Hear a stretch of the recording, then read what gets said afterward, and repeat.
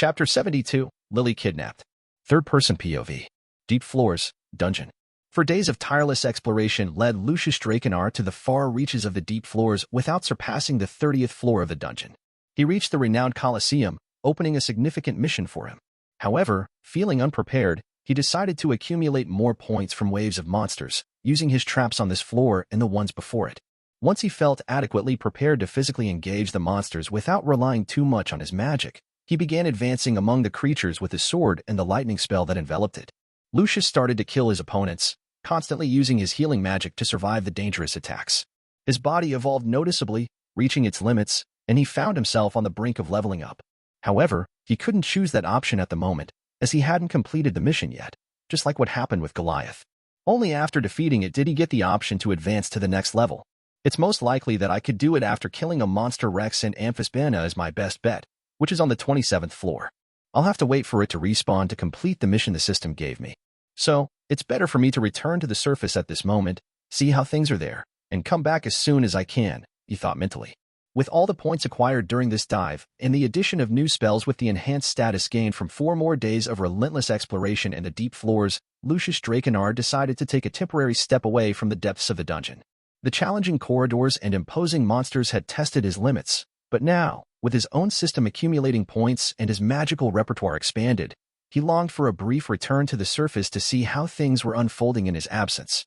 He didn't leave without buying new grimoires. Each new magical spell was like an additional tool in his arsenal, a strategic expansion he planned to employ in future battles in the war and the depths of the dungeon. He left satisfied with the millions of points acquired, as he hadn't kept any magical crystals he received, exchanging all of them, enhanced with Soul Trap, for system points. In addition to accumulating points, he didn't want to explain to the guild how a level 2 adventurer with solo raiding floors where only level 3 groups should tread, and he knew the Hephaestus Familia wouldn't disclose his encounter outside the group, even though they were still on bad terms. Thus, Lucius began his journey back to the surface. As he ascended through the lower floors, he reflected on recent experiences. Despite having some initial difficulty facing the creatures that inhabit this part of the dungeon and resorting to using only traps, he began to adapt, eventually engaging in physical combat. With stats surpassing level 3 peak and counting on stats above 1,000 points from the previous level, he could now reach the beginning of level 4. With a bonus for strengthening spells, he would gain almost 4,000 points, making him, even without magic, a level 4 adventurer. I'd love to see Karina and my ex-captain's faces when we had our melee combat fight, Lucius thought with a small smile. He continued his path, and upon reaching higher floors, the atmosphere gradually changed. Dense darkness gave way to faint luminosity, indicating the proximity of the surface, and the fresh scent of water began to fill his senses. He finally entered the capital of the waters again, but there was no sign of Amphisbaena in its place in the large lake in front of him. I'll have to deal with that. It would be much better to face it, but I'll have to wait. Anyway, the sight of the cascading waterfalls brings a sense of renewal after days of exploration in the depths, Lucius murmured internally. Lucius continued through the underwater corridors of the 26th floor, facing some monsters that appeared with their new, faster magic, now more rapid than his fireballs, especially when the element had an advantage against water. No monster survived, and with a simple command, all magic stones disappeared around him to enter his spatial space, with Soul Trap enhancing the value of the stones. I'm having a very easy life now. I can't wait to reach level 3. My magic is capped at 2,000 points again, where I can only receive 10% of the Excelsia after this threshold, which is pretty bad. I need to quickly level up to evolve it again, Lucius pondered as he walked. During this walk, Lucius suddenly noticed movement in the water beside him and quickly prepared to launch a lightning bolt. However, he restrained himself when he recognized the approaching figure by the color of her hair. Marie emerged from the waters with a daring leap, straight into Lucius's arms as before, and he caught her swiftly. Her heart overflowed with joy, and an enthusiastic scream escaped. Lucius. But reprimand followed immediately as Lucius warned Marie. Don't do that anymore. Shout at me before approaching. I almost attacked you with that move. He had a stern tone. HM? Lucius he. However, Marie seemed oblivious to Lucius's serious look, and he sighed at the little girl's mischief. What am I going to do with you? Anyway, it's good to see you. How did you find me? He asked, pleased to see that she was wearing a bikini this time. Marie's response was quick and full of energy. I smelled you. You've been here, right? I looked for you everywhere. But I couldn't find you in the past few days until today when Marie found Lucius. When I heard the explosions, Marie knew it was Lucius. But where is Riekling? Why isn't he with Lucius? I wanted more of that food in your backpack. She spoke rapidly, looking around for Riekling. Well, I've been here for the past few days, but I didn't find you in any of your hiding spots, so I continued my way to the deeper floors, Lucius explained. Marie responded thoughtfully, but soon her smile returned. But Lucius is here, so Marie is happy. She shouted, completely ignoring any concerns. Okay, let's go to a safe place. It's not good to be so exposed, Lucius suggested, and the two headed to a secure hiding spot for Marie, leaving behind the turbulent waters of the dungeon. Seated in a safe refuge they used the last time, Lucius shared his recent adventures with the lively Marie, a Xeno with human consciousness and emotions who listened attentively, her eyes shining with excitement. I made it to the depths of the 36th floor, Marie. Things get pretty intense as you go deeper into the dungeon, Lucius said, while Marie listened with bright eyes. Wow, Lucius, you went to the 36th floor? That's so cool. Tell me more. Marie was visibly excited. You know, I encountered some formidable challenges. Dangerous monsters, treacherous traps. It was an intense journey, Lucius began to describe, and Marie couldn't hide her enthusiasm. Dangerous and thrilling. I'm loving hearing this.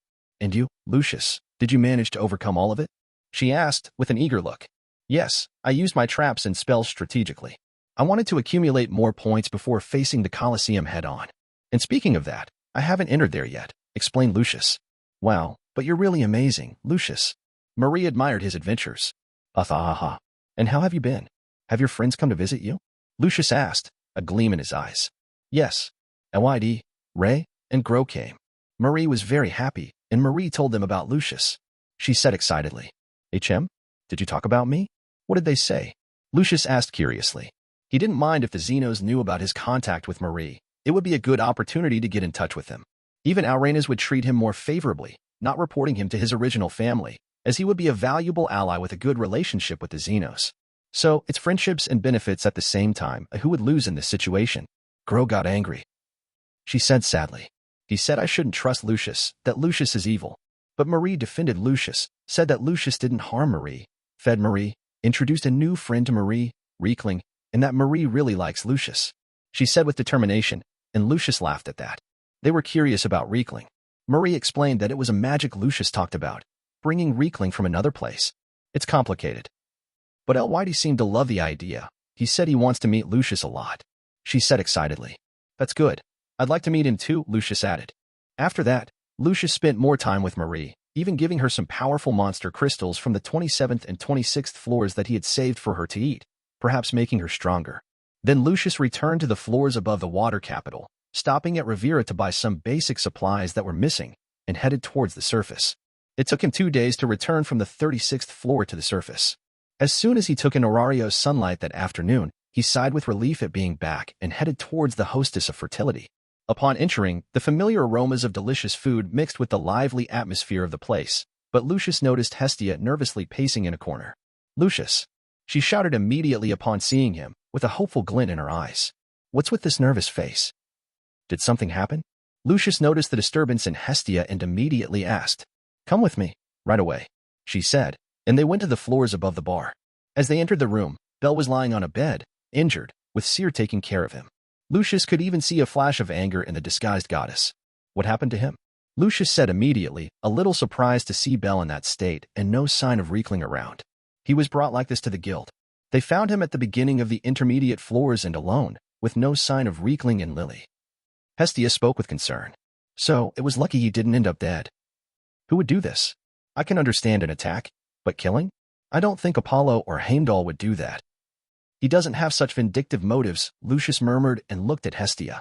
Lily wouldn't. Lucius opposed with a bit of concern. No, only Bel was found lying on the ground. There was a fight, but no one seemed to have died. Hestia spoke with a somber tone. Anyway, we can find out what happened with Riekling. This is strange. I would know if he had died, but that's not the case. Lucius said and pointed his hand to one side of the room. He immediately summoned the goblin. The goblin shouted at him as soon as he saw him. You were attacked, that I know. Tell me the rest. Lucius spoke. Is this serious? Lucius asked with a stunned expression. What happened? It was Freya/Seer who spoke before Hestia. What happened, Lucius Kuhn? Hestia also asked. It seems they were a close family, from what I understood from Riekling. They captured Lily and my goblin. Riekling, I can even understand, because they illegally trade monsters. Lucius spoke calmly, surprising the two goddesses in the room. What? How do you know that? Hestia asked. Well, I know about some dark things happening in the city, but anyway, Reekling, tell me what happened to Lily? Lucius turned his attention to his goblin. What, you bastards? Anyway, I know where she is. Is Lily okay? I don't know if she's okay, but she's alive. The ones who captured her, according to Reekling's description, were from your Soma family. How did they get through the dungeon gate without anyone knowing? Hestia questioned again. They have their ways. We'll talk about it later. For now, I have to deal with the Soma family and retrieve Lily. Lucius had a determined tone. What? We should ask for help. Hestia spoke immediately, but Lucius denied. Leave it to me. I'll deal with these bastards and bring Lily back. Lily is part of our family now, and we won't allow her to be treated unfairly. I will act accordingly. You stay here with Belle and Reekling, understood? Lucius informed her, and Hestia nodded reluctantly while Seer just looked at him. Just be careful, she said at last, knowing how Lucius acted. Yes, it's just the Soma family. I can handle this alone, Lucius said and left to get some clothes before nightfall. Sometime later, in the dark twilight that enveloped Orario, an enigmatic figure rose majestically above Mamma Mia's inn. His cloak, like the wings of a nocturnal raven, danced with the mysterious breeze, concealing his identity from those who dared to peek. The face of the intrepid vigilante was wrapped in an illusion magic so complex that only the most experienced adventurers could decipher. In this scenario of shadows and secrets, a new guardian announced his presence to Orario. Every step he took echoed like silent thunder, marking the arrival of the enigmatic vigilante who would be known from that day on as Lord Sith. From his strategic vantage point, Lord Sith observed the city with interest, his penetrating gaze cutting through the darkness like a sharp blade. Thus, he took his first leaps between the rooftops with the agility of a level 4, heading towards a certain family in a corner of the city. Lord Sith would make his first appearance in this world. Chapter 73, Lord Sith vs. Soma Familia. Chapter size, 1988 words. Third-person POV. Somewhere, Orario. Orario was at its climax, with all establishments running, even though it was almost midnight. After all, this was a city that hardly ever slept.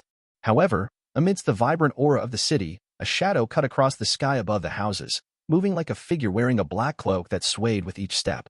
He continued to traverse the city, gliding between the shadows of the buildings, while most residents remained oblivious to the disturbance above their heads. Only a few adventurers of level 4 or higher could immediately notice the intruder's presence, but upon realizing, they simply returned to their beer mugs with their groups without acknowledging him. It didn't take long for him to find the place he was looking for, the residence of one of the families. The location, beyond the gate guarded by 2 sentinels, revealed an imposing mansion, with a high wall and practically no courtyard on its property. The structure was notably large, especially for a family with only a level 2 captain. The night enveloped Orario with its dark cloak, and Lucius, now armed with a new illusion spell, prepared to confront the Soma family. Like a shadow sliding through the nighttime scenery, he used his newly acquired skills to conceal his presence, moving stealthily towards the rival family's hideout. The illusion spell didn't grant total invisibility but enveloped his body, camouflaging him in the darkness of the night and making him practically invisible to others. Lucius took his first step, silently emerging in front of the gate guards. Who is? A surprised whisper echoed before both fell immediately with precise blows to the head. Lucius grabbed them by their clothes and dragged them to a corner, ensuring they wouldn't be seen from the street. With the guards out of commission, he turned his gaze to the imposing mansion before him. Should we stealthily attack everyone or make a spectacle? Even dressed like this, the spectacle suits me better. He murmured to himself, starting to conjure lightning in his hand. Lightning spell, thunder, he proclaimed, his hand surrounded by lightning before exploding towards one of the mansion's windows. This spell, equivalent to a fireball, might be less explosive and have less range, but it compensated with its speed and penetrating power. Thunder boom. This immediately alerted everyone inside the mansion. Although the noise was loud, it wasn't enough to immediately draw the Ganesha family to the location. What was that? One of the rooms exploded. What happened? Enemy attack? Voices began to echo throughout the mansion, with residents trying to understand what was happening. The commotion grew as adventurers started coming out of their quarters to check on the incident. Lucius quickly retreated into the shadows, blending with the darkness of the landscape while the Soma family's small courtyard filled with members of the house. What is this? Look, it seems like something was thrown from here, exclaimed someone. So, it was an attack? Where are the guards? They're knocked out there. Look, Marais is down. We're under attack. Better stay alert, said the captain. I'm already among you. A shadowy voice, hidden behind the illusion magic, echoed in the midst of 20 adventurers, who quickly turned with surprise to the hidden presence. Who are you? Shouted one of the Soma family adventurers, visibly confused and concerned. I am Lord Sith, and the Soma family shall suffer my wrath, Lucius replied with a ruthless voice. He advanced quickly, attacking the first level 1 adventurer. Now with the agility of a level 4, Lucius was like a shadow, agile and deadly. The victim had no chance, being knocked out immediately. Lucius moved to the next target, and another, until 4 level 1 adventurers were lying on the ground. The captain tried to react, but before he could raise his weapon, Lucius hit him with a punch to the stomach, sending him crashing into one of the walls. It didn't take long for the entire courtyard to be knocked out. Lucius, using daggers as his chosen weapons, showcased his agility and strength by skillfully avoiding any attacks directed at him. The scene was chaotic, with Soma family members incapacitated, and Lucius, shrouded in his illusion spell, remained like a lethal shadow over them. Lucius contemplated his weapon while surrounded by fallen adventurers. It's an interesting fighting style. That's why stealth classes are well regarded, he muttered to himself. He examined the daggers in his hands, appreciating the effectiveness of this new combat style he had adopted. From a distance, some adventurers still resisted, but Lucius launched lightning in their direction, eliminating any trace of resistance. His agility for melee attacks and lightning spells for ranged attacks formed an efficient repertoire for this new style he had developed. Are you still awake? Lucius addressed the captain of the Soma family, Xanis Lustra. Who are you? And why are you attacking us? Xanis asked, with a dazed look and a touch of fear, aware that the mysterious assailant was, at the very least, a level 4. I am Lord Sith, as I've mentioned, and you've done something you shouldn't have. I'm here to correct that, Lucius stated with a calm and determined voice. But let's chat a bit. I want some important information. You answer, and you won't suffer too much. How about that? The voice echoed within the cloak, laden with an undisturbed coldness. I asked who you are. I have powerful contacts. Xanis growled in response. Great, that's good. It's about them that I want to talk, so let's talk. Lucius seemed excited about the prospect. What do you want? Adu. Xanis couldn't finish his sentence as he was hit by an electric charge from the chain lightning spell, a new ability Lucius had acquired in the past few days. The spell sent a wave of lightning across the area, hitting everyone in its path. Damn, now I feel like a true Sith here, watching Xanis writhing like this. It reminds me of the scene where the Emperor tortured Luke Skywalker before Anakin saved his son. Lucius thought as he mercilessly attacked Xanis. Did you feel that? I'll keep sending this electric shock until you answer my questions. I expect honest answers. You may be a level 2, but I doubt you'll survive if you keep receiving this attack continuously, Lucius said calmly, but the threat was quite ominous coming with the voice effect of the illusion spell. What do you want? Xanis spoke as the electrical shock ceased, truly in pain. A simple question. Did you contact the Ikaros family to attack a group from the Hestia family in the dungeon today? Lucius initiated. I don't know what you're talking about. Adu. Well, wrong answer. Let's start again. As I said, you won't survive if you keep getting these shocks, Lucius spoke without caring about the man's screams in front of him. I want another answer. Lucius continued, keeping the pressure on Xanis. We contacted him because the Hestia family had our family's palom. Interesting, an honest answer, continue. We received a proposal from the Heimdall family to take Hestia's palom, but we can't fight against the Hestia family. So, we contacted some of our wine customers and talked about a tamed monster with a family going to the dungeon with a level 2 and a level 1 palom, as we saw in the last few days. They handed us the palom in exchange for the information and our wine, Xanis explained as Lucius nodded. Well, that makes some sense, but you put my family in danger, even indirectly. So, I'm going to make you feel a little for that, Lucius commented, heading towards the frightened man. Wait, you said you wouldn't shock me anymore if I told the truth. Yes, I won't shock you anymore, but I can't let you go unpunished, can I? Don't worry, I won't kill you, but you certainly won't be whole after plotting against the Hestia family, will you? Lucius affirmed and approached mercilessly. Lucius broke all of the man's legs and arms as he screamed. Knowing this profile, Lucius wouldn't show mercy. After finishing with him, he noticed a movement on the street. Surely, his fight had already begun to attract attention, so he had to act quickly. Entering the mansion, Lucius used the Detect Life ability to find Lily. Using clairvoyance, it wasn't hard to locate her. Lily was in her disheveled room. No effort had been spared in treating her. Desperate to know what had happened to Belsama, she plunged into disturbing thoughts. In the midst of these thoughts, the door opened, revealing a hooded figure entering the room. Lily immediately realized that this was not someone from the family and was someone quite powerful. The figure approached and stood in front of the palom cell, summoning lightning through the hand that immediately destroyed the lock. Let's go. The voice spoke mysteriously. It's you, isn't it? Lord Lucius. She spoke, looking suspicious. What? You figured it out so quickly? Lucius couldn't help but let out a surprised voice. Lily knew immediately when you unleashed lightning. Only Lord Lucius would do something like that, she said, looking closely. I guess you're right, he said, realizing that his disguise wasn't that good. Anyway, how did you get in here? Did you go through the entire family? she said while Lucius healed her with his strongest magic in that category. This is a small family, so it was easy to get through everyone. Now let's go. I have to see your god, he said, leading the way, and Lily followed. Lily and Lucius walked through corridors where there were bodies of family members lying on the floor, electrocuted, going up to the top floor of the mansion where Soma was with his wine barrels. Hello, God Soma. Lucius opened the door and saw the hairy god making wine, seemingly unconcerned with the chaos outside this room. Are you the one who attacked my family? And Lily, have you returned? He spoke calmly, looking at Lily, unaware that she had returned and was trapped inside the dungeons. Apparently, the god of this family didn't seem to be very responsible for her. Soma-sama. Lily greeted. Enough talk, Soma. I need you to remove Lily's falna. Lucius spoke, cutting off any other conversation. I can do that, but only if she drinks my wine. He spoke, raising a glass, and Lily looked at it with concern. Lightning. Crack. Before Lily could respond or Soma could react, a lightning bolt struck the glass, making it shatter immediately. You misunderstood, God Soma. I'm not here to negotiate. Just do what I want. Why would I do that? He said, trying to stop the pain that caught his hand, as the lightning burned it a bit. Because I'll do this if you don't remove the falna.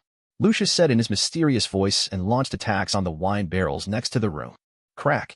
Barrels began to be destroyed by Lucius. Is this? Soma was surprised, but even more so when Lucius shot a lightning bolt at him. The god screamed in shock. You can't do this. Lily was alarmed by this. She never expected Lucius to do something in this manner. I can, and I'm doing it, Lily. Lucius said and turned to a Soma on the floor with some lightning still passing through his body. What will be your answer, God Soma, because I don't intend to be lenient. Lucius threatened him once again. Having no choice, Soma nodded somewhat scared. He never imagined encountering someone who would threaten his life and destroy his precious wine stock. So, he began the process of removing fauna from Lily's back. With this, we can go. Lucius spoke. Soma, I hope we can be done with this because you wouldn't want me to come back here again. Lucius didn't refrain from speaking to Soma at this moment. Soma nodded, acknowledging that he couldn't do much. He certainly realized that Lucius's threat was not in vain. Let's go, Lily. Lucius turned around and prepared to leave, with Lily following behind. She couldn't help but look with complicated eyes at her former god, but now she was free from this family that had caused her so much suffering before. Chapter 74. I want my level up. Chapter size, 2,351 words. Third-person POV. Somewhere, Orario. What happened this time? Shakti spoke, looking at the member of her family who had just arrived with some news of disturbance in the city. There was an attack in a corner of the city. Residents and passers-by heard sounds of explosions and lightning. Surely, someone is casting magic recklessly, said the family member who came to report the situation. I see. Then let's go check it out. Our role is to maintain order in the city, Shakti said, leading the group with a serious and focused expression as she and a team left her family's house. The members of the Ganesha family accompanied Shakti with determined faces through the city, accustomed to dealing with emergency situations. Even though Evelys was a past threat, they were always prepared to handle the chaos that could arise in the city. Shakti moved with her group to the indicated area and encountered a scene of turmoil in one of the streets. A crowd of onlookers had already gathered around the Soma family residence. The view was chaotic, with murmurs and exclamations echoing among the spectators. In the Soma family residence, which was the center of attention, highlighted by debris and signs of recent magic visible even from a distance. Smoke rose from parts of the structure, and evidence of a recent battle was still palpable in the air. The Ganesha family members, with their serious and authoritative expressions, moved determinedly towards the crowd, aiming to calm tempers and restore order in the area. The trunks and equipment characteristic of the family indicated their presence as city guardians, ready to intervene in any emergency situation. Let's see what's going on, Shikta said, approaching the chaotic scene. The news that the Soma family had been attacked spread among the onlookers, who soon noticed and paid attention to the presence of the Ganesha family approaching. It's the Ganesha family. Captain Shikta is here, exclaimed one of the spectators, alerting others to the captain's arrival. Shikta, accompanied by her guards, received a brief report on the situation. It's terrible. The Soma family was attacked tonight. The courtyard is full of knocked-out people, and there's a lot of wreckage caused by some lightning element magical spell, reported one of the present. Okay, thanks for the report. Let's check, Shikta said, heading towards the Soma family residence. Upon entering the house, the scene was chaotic. Soma family members were down, clearly having faced a difficult battle. The aggressor was clearly much stronger than them. One of the Ganesha family members commented, "It looks like they took quite a beating, but no one died in the end." Yes, but still, we can't tolerate an attack that disrupts the harmony and order of the city. We need to know who the author of this attack is and find them," stated Shikta, determined to uncover the truth behind this act of violence in this part of the city. Yes. Thus, the group began to investigate, trying to wake up the knocked-out adventurers, but without success in identifying the attacker, as they only described him as a man in a cloak using daggers and casting lightning from his hands. The god Soma also did not cooperate, refusing to speak on the matter when questioned, making the Ganesha family feel uneasy about it. "Captain, what do you think? Isn't it strange?" asked one of the Ganesha family members. "Yes, everyone describes him as a man wearing a cloak and having a distorted voice, perhaps some magical artifact. He also calls himself Lord Sith, which I've never heard of before. Anyway, let's inform the guild. They can activate the Hermes family, which is more specialized in investigation than our family," concluded Shikta, wrapping up her duties at that moment. However, she couldn't help but cast a worried glance at the scene. He cast lightning. That sounds very familiar, as if connecting to a certain troublemaker who's been stirring up the city lately. The more I try to figure out who did this, the more his face comes to my mind. She murmured to herself, but quickly dispelled those thoughts to continue her responsibilities. A little before the Ganesha family approached the location, Lucius had left with Lily out of sight of the curious forming outside the gate, holding her by the clothes before starting to jump across the rooftops. He leaped into the darkness of the night, camouflaging with his cloak mysteriously. "Lord Lucius, is everything going to be okay?" Lily cast a last look at the residence of her former family. "Of course, it will be. We'll find Belle and the others," Lucius tried to reassure her. "Is Belle-sama okay?" she asked suddenly, remembering what could have happened to Belle, so she was quite worried. "Yes, he got hurt pretty bad, but he'll be fine," Lucius replied. "It was Lily's fault. She always brings bad luck." Lily lamented. "Don't worry about that. I admit I didn't like you at first, but you're part of this family now, Lily, and soon you'll become an official member. So, don't worry about it," Lucius said, trying to reassure the Palam. Expressions of concern and guilt still marked his face, but she acknowledged Lucius's words. "I guess Lord Lucius is right," Lily admitted, recognizing Lucius's sincere words. Even though he didn't like her initially, she was pleased with his new attitude and what he did for her tonight. The two continued leaping across the rooftops until they reached the hostess of Fertility Pub. Lucius entered through the window, alerting the high-level waitresses in the place, who didn't worry upon realizing it was just Lucius. "Lucius." "Lily," Hestia pleasantly exclaimed next to Riekling as Lucius entered with the Palam. Hestia was happy that Lucius had finally shown up, and with Lily safe after Lucius had cast healing spells on her and a few other spells to make her look better. "As you can see, Goddess Hestia, Lily is back, and now you can put a fawn on her," Lucius announced with a small smile. "Thank you," Hestia thanked. "Well, now I'm going to sleep. I need to take care of other things tomorrow. See you," Lucius said calmly and left the room. He wasn't interested in the process of Lily's fauna and preferred to rest now that things were over. While Lucius was sleeping, rumors quickly spread among the adventurers, creating a mix of fear and fascination regarding Lord Sith.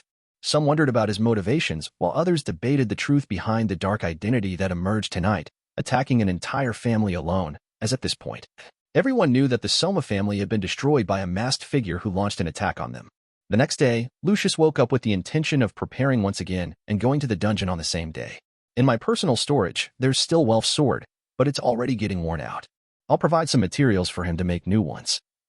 Lucius didn't use any of the other katanas he bought, but Welf's sword wouldn't last much longer. He just hoped to have some new ones before the war game. "Hello, Belle," greeted Lucius after seeing that Belle woke up for the first time since the attack. "Lord Lucius, Hestia-sama, and Lily told me what happened." "Thank you very much. I'm glad you came back at this moment to save Lily," Belle greeted, still with some stalks in his body. "Well, we got lucky, but everything worked out, and I don't blame you for the attack you guys suffered. They wanted Riekling and did us a favor by taking Lily in the process," Lucius spoke. "Really? And is Riekling okay? He didn't tell you?" Well, I can't understand him like you, Lord Lucius." Belle spoke a bit embarrassed. "Nobody can." Hestia spoke. "Not even Lily can understand him." Lily commented. Riekling didn't like that and protested. "Haha, don't worry about it. Anyway, they took him to a secret place full of other monsters. They thought they could sell him, but as he's a summon, he disappeared and is here under my summoning spell. Those idiots won't even realize the empty cell in the next few days." Lucius laughed. "Anyway, that group, Akara's Familia, now is us for the attack, and I intend to make them pay for it after we go through all this mess." Lucius spoke with a dangerous glint in his eyes. He didn't even notice that there was an elf looking at him attentively at that moment. She wasn't foolish to realize that the one who attacked them was one of the remaining Evolus families, which also participated in the massacre of the Astria Familia. Hey, brat. Suddenly, Mamma Mia's voice appeared, and she walked up to the table, mostly looking at Lucius. Mamma Mia? Lucius raised an eyebrow. The whole city is talking about a man wearing dark cloaks and calling himself Lord Sith. You have nothing to do with that, do you? She stared at him with sharp eyes. I have no idea. Lucius opened a confident smile. It was very clear that it was him, so he had no reason to try to hide it, and even mocked. Hestia rolled her eyes, knowing he was lying there. TSK, I like you, brat. Just don't bring trouble to my pub, got it? She gave another sharp look, and Lucius nodded, not wanting to bother the retired woman. Anyway, I'll make a few more today to prepare for another dive. Explain to me how our situation is since I haven't had time to talk to you since I arrived, Lucius asked Hestia directly. Well, Hestia began. A siege game? It seems that's the case, he said after hearing Hestia's report. You don't seem very surprised, Lily murmured beside him. Well, it's a war game. We'll fight regardless of the challenge. Lucius omitted that this result was expected by him already and continued speaking. So we'll have help from some families, to the point that some adventurers are receiving their fallness from Hestia. That's good. Lucius already imagined who this new group would be, as in the original. Let's continue training. I need a challenge to reach level 3, so let's stick to our routine. Just be careful in the dungeon this time. Take a raid with your contacts and go to the floors below Riveria. I think it will be safer and more efficient. Lucius advised and left the inn shortly afterward. He went to the Twilight Manor to deliver Riveria's book and was stopped again at the gate. So, Lucius, are you behind Lord Sith too? An elf approached him in an alley, crossed her arms, and spoke openly. Why does everyone think that? Let's put that aside. He said loudly and quickly wanted to change the subject, seeing that he couldn't lie to her and it would be a useless conversation. Just don't turn into a criminal. She warned him before looking at the book. You read it, then? I hope it helped you. Yes, very useful. I'm even developing a new skill thanks to it. Lucius spoke and earned a surprised look from Riveria. What? You're really developing a skill in just a week? She said with a tone louder than she intended, not believing the words of this human. After all, how could that be possible? Yes, hard to explain, but I have better magical compression, thanks to your notes and insights, so thank you. He admitted. Tell me everything. I want to know about this skill immediately. She seemed excited. Well? Lucius was a little stunned but continued. I'm in the middle of a war game. How about having that meeting with me then? But inside the dungeon. I intend to kill Amphisbaena alone. If you want to come, you're very welcome. Lucius smiled at that. You what? She exclaimed with Lucius's audacity. I'm going to kill Amphisbaena alone. I want to reach level 3. I need a boost through a challenge. But that's madness, you know that? She said with a stern look. Then be there. You can help me if I need it. He smiled. You are a reckless, foolish, and irresponsible man. She said with a clearly dissatisfied voice, but looked into his eyes immediately afterward. Okay, I'll go with you, but you better prepare well for this. She gave her warning. Athahaha. Great. This will be our first date. He smiled shamelessly. This is not a date, Lucius Drakenar. She made it clear, but there was some blush on her face with those words. Whatever. Anyway, let's go to the dungeon this afternoon, he said, and Riveria agreed. He quickly prepared his things and went to meet Riveria in the dungeon hall, going to some shops before returning to the pub. You're going to the dungeon already, Lucius? Yes, Hestia. You wanted to see my stats, right? Let's do that before I leave then, Lucius spoke. Yes, let's take a look at your stats, she said and asked him to lie down in one of the rooms. Sometime later, Lucius left the room just wearing his iconic cloak and leather armor underneath, continuing his way to the dungeon. Anyone who looked at him would not imagine that he had left a certain goddess paralyzed upstairs. Hestia was in shock at this moment, not believing what she was seeing in Lucius's status, wondering if Lucius was still immortal or even a human. Lucius's status numbers were finally seen by Hestia, revealing an impressive increase in all areas. His strength, endurance, dexterity, agility, and magic now reached extraordinary levels. Updated status. Strength, B770-SSS 1506. Endurance, A812-SSS 1640. Dexterity, C603-SSS 1520. Agility, E412-SSS 1700. Magic, EX1120-EX 2210. His status was ready to reach level 3, but he didn't have the option for the level up. However, Lucius had something in mind for this exploration. He was determined to achieve what was needed to reach level 3 before the war game, which would take place in just over a week. Chapter 75, Lucius vs. Amphisbaena. 01. Third-person POV. Somewhere, Orario. As Lucius entered the dungeon hall, he noticed a small crowd forming in one corner. Quickly, he realized the reason behind the commotion. Two prominent members of the Loki family were present, including an executive. Riveria awaited Lucius at the location, and with her green robe and magical staff in hand, she began to attract everyone's attention, becoming the center of focus. People in the area speculated whether they were about to embark on a deep exploration, but it was evident that it wasn't the case, given the limited number of members present. Upon grasping the situation, Lucius calmly approached through the crowd. "Yo," he waved, drawing the attention of both the elven princess and the woman beside her. "Lucius, you finally made it," greeted Riveria. "We set up this meeting, but I'm surprised to see Tiona here." "Not that it's a bad thing," he commented, directing his gaze at the smiling Amazon. "Riveria told me you're going to kill Amphisbaena. I really want to see that," Tiona exclaimed, her eyes shining with excitement. The anticipation was evident in her expression, eager to witness Lucius's skill. "Haha, of course, you're always welcome. Shall we then?" Lucius asked, smiling, as both Riveria and Tiona nodded. Together, they headed for the dungeon, drawing the attention of those around them, who commented on the unusual presence of the Hestia family mage accompanied by Loki family elites. "Lucius, I really want to see you defeat Amphisbaena. Do you plan on dropping any crystals on him too?" Tiona expressed her enthusiasm as they entered the dungeon. "I hope not. I almost got crushed last time, but now I have lightning spells, which will come in handy against the aquatic dragon," explained Lucius. His expression conveyed a mix of confidence and caution. "I see. That reminds me of the hooded stranger who appeared last night. I heard he shoots lightning from his hand." Tiona reflected, drawing a glance from Lucius to Riveria, with one eyebrow slightly raised. "She's a bit slow," Riveria commented with a touch of irony. "Anyway, let's move forward." Lucius spoke, taking the lead and guiding them into the dungeon. Riveria, maintaining her characteristic silence about her feelings, simply nodded, focused on the journey ahead. The trio continued descending through the floors, facing monsters, challenges, and mysteries that the dungeon offered, while their dynamics unfolded in intriguing and unpredictable ways. Lucius, Riveria, and Tiona moved through the dungeon corridors with impressive skill, eliminating any threats that dared to challenge them. The trio swiftly advanced through the initial floors without resistance. Lucius, lost in thought, created numerous fireballs around him, eliminating anything that dared to defy them. "Amazing." Tiona looked with admiration at Lucius's magical abilities. "Shouldn't we grab the magic stones?" "What? How did you do that?" Riveria broke from her usual calm demeanor, surprised to see Lucius using the catch loot magic. "It's a trick I learned a few days ago." Lucius looked at Riveria and winked with one eye, maintaining a casual tone. "Tell me everything about it. Is that the legendary spatial magic?" She seemed genuinely surprised and immediately wanted to know how Lucius's magic worked. Her expression revealed a mix of fascination and curiosity as she eagerly awaited an explanation. As Lucius explained the spatial magic, Goliath's room lay ahead, with the newly born monster Rex.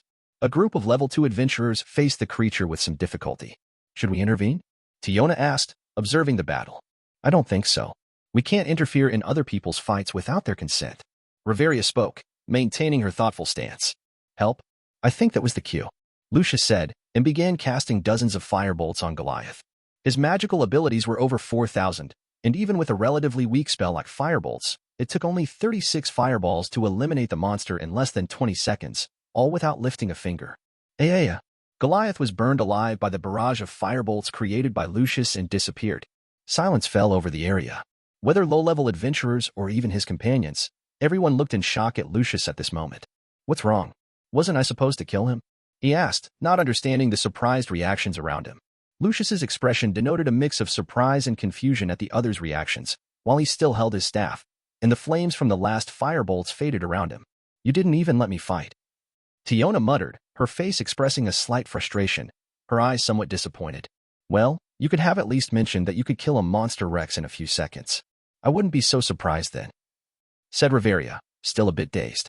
She watched Lucius with an expression of someone trying to understand this peculiar human who seemed to bring something unusual with him. "Let's go. You can keep the crystal. Goodbye." Lucius shrugged with marked indifference and continued the journey to Riveria. The group leader looked at Lucius with a lost expression as he walked away with the two girls. "Thank you," the leader murmured, thankful for the unexpected luck that brought such a powerful adventurer. "Should we stop in Riveria?" Tiona asked, showing concern for the group's well-being. "No, I have supplies with me, don't worry. I want to face Amphisbaena before resting." Lucius spoke with palpable determination, and they headed for the stairs without stopping in the safe zone city. Lucius still had an advantage in areas where there were insects with fire magic. It didn't take long for his spatial space to fill with crystals. He became even more satisfied when they reached the capital of the waters. "Riveria, a levitation spell would be very useful, wouldn't it?" Lucius suddenly spoke to the princess, demonstrating his strategic mind. Levitation spells are rare. No mage has mastered it in hundreds of years. She spoke in a neutral tone, revealing a deep knowledge of magical abilities. Maybe I'll be that mage after hundreds of years? Lucius smiled, his expression reflecting confidence and a hint of playfulness. I hope so. You have potential, she admitted, surprising Lucius with her genuine praise. You should say something like I'm not capable, then we'd make a bet that would end in a date. Lucius didn't miss the opportunity to flirt with this woman, his smile containing a hint of teasing. Ha ha ha ha ha. How funny. Tiona laughed, appreciating the group's good humor. Quiet. Focus on the path. We have several floors to descend to the 27th. Riveria said in her stern tone, despite a red spot on her face indicating that Lucius's comment affected her in some way. Let me show you a way, Lucius suggested and started casting clairvoyance. His face expressed focus as he concentrated on the magic, wanting to avoid unwanted encounters on the way.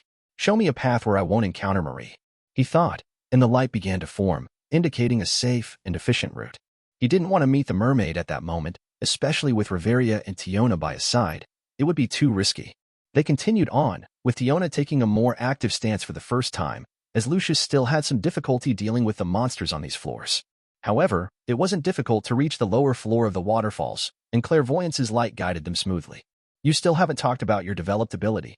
I want to hear about it, Riveria suddenly asked in the middle of their walk. Is it that impressive? Lucius asked curiously. How wouldn't it be? Do you know how hard it is to acquire an ability? You're saying you created one in just a week reading my notes. You haven't even started studying with me, really. She spoke in a serious tone.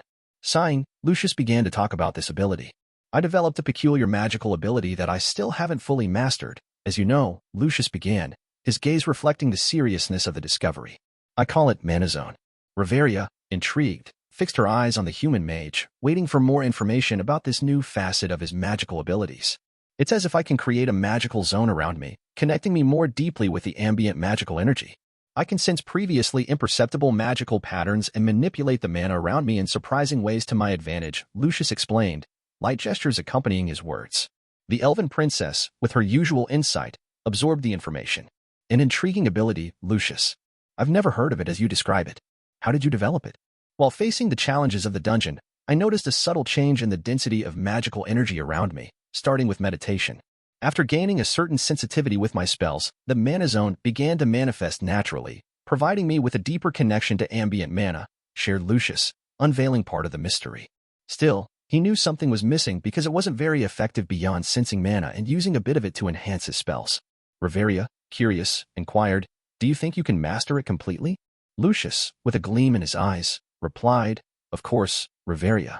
I'm sure I can enhance my understanding and explore its full potential, but I'll need more experience, perhaps more of your books, he said, and she nodded in understanding. As Lucius, Riveria, and Tiona advanced through the dungeon corridors, the atmosphere around them began to change. The soft, distant sound of flowing water indicated the proximity of the lake where the formidable dragon Amphisbaena dwelt. The light penetrating the rocky walls revealed the vastness of an underground scene, illuminating a majestic underground lake before them. The lake, reflecting deep shades of blue, extended as far as the eye could see. The calm surface broke the monotony of the cavernous rocks around, creating an impressive yet threatening environment. In the depths of the lake, shadows moved, indicating the presence of aquatic creatures and, of course, the aquatic dragon Amphisbaena. At the edge of the lake, the imposing silhouette of Amphisbaena began to emerge. Its iridescent scales captured the reflections of ambient light, creating a spectacle of vibrant colors. Membranous wings extended elegantly, indicating its majesty as a truly formidable creature. Reptilian eyes watched attentively, revealing an intelligence and cunning that few would expect from such a colossal beast. Amphisbaena's features were truly remarkable. Its body was long and serpentine, with two heads rising in search of air. Each head was equipped with sharp fangs, ready to tear apart any intruder daring to challenge it. The deep roar of the dragon echoed through the dungeon, a formidable warning that the approaching battle would not be easy. Lucius, Riveria, and Tiona, standing at the lake's edge, observed the legendary creature before them. Riveria's expression remained serene, but her eyes revealed inherent caution in the presence of Amphisbaena. Tiona had an excited smile, while Lucius maintained a determined expression, mentally preparing for the unfolding battle between him and the creature. It seems I got lucky. Amphisbaena is there, Lucius said with satisfaction, his face illuminated by the sight of the aquatic dragon in front of him. Well, I want to see you face Amphisbaena. Tiona expressed her excitement, her eyes shining with anticipation. Are you sure you don't need help? Riveria asked, concern evident in her expression. It's okay. I can handle them. You'll be surprised. Lucius spoke with confidence, turning to face his next opponent. His countenance revealed determination as he prepared for the imminent confrontation. There was a system message, something he would welcome once he finished with the dragon. Monster Rex mission * defeat Amphisbaena alone.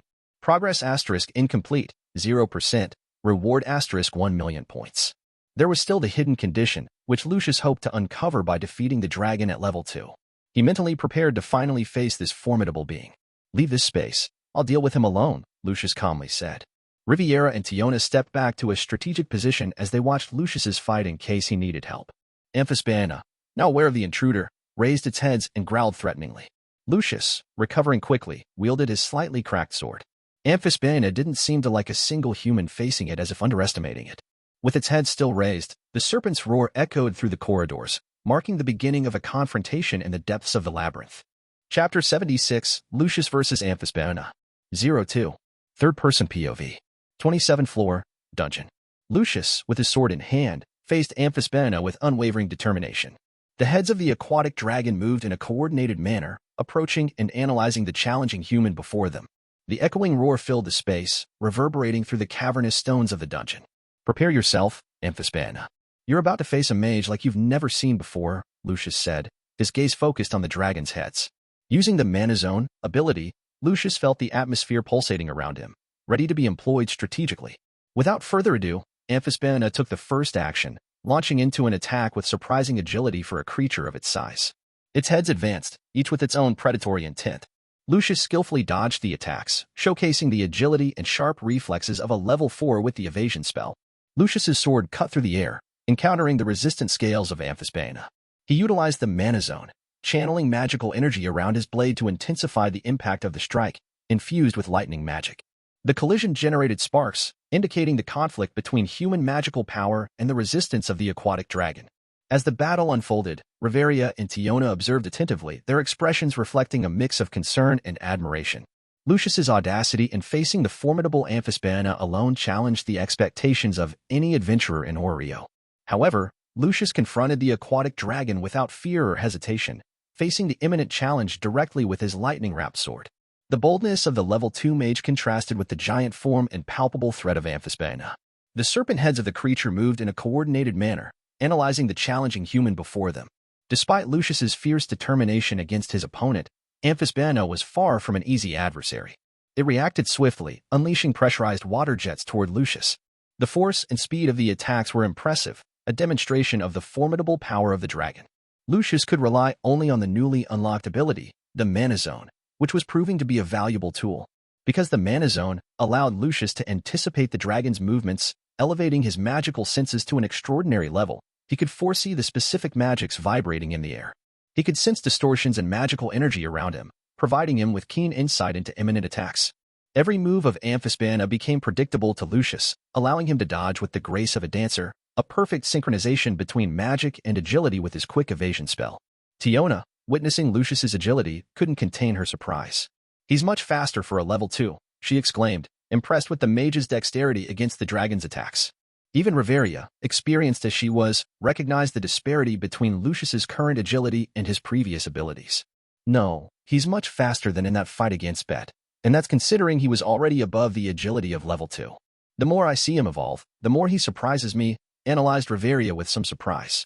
As the battle unfolded, it became a chaotic dance between the fiery flames and electric energy unleashed by Lucius and the magical waves emanating from Amphisbaena with its water jets. He tested the monster's resilience with energy and fire when he cast fireballs with just a pointed hand, signaling an evolution in his techniques. However, the aquatic dragon was relentless, unleashing furious attacks against Lucius while the fire from the fireballs proved inefficient. Despite his exceptional magic, the level 2 mage faced difficulties against the overwhelming power of the monster. Each onslaught from Amphisbaena was accompanied by a force that tested the limits of Lucius's abilities. The dragon's resilience and its ability to adapt to Lucius's strategies added a layer of complexity to the battle, requiring the mage to constantly adjust his approach to match the formidable opponent.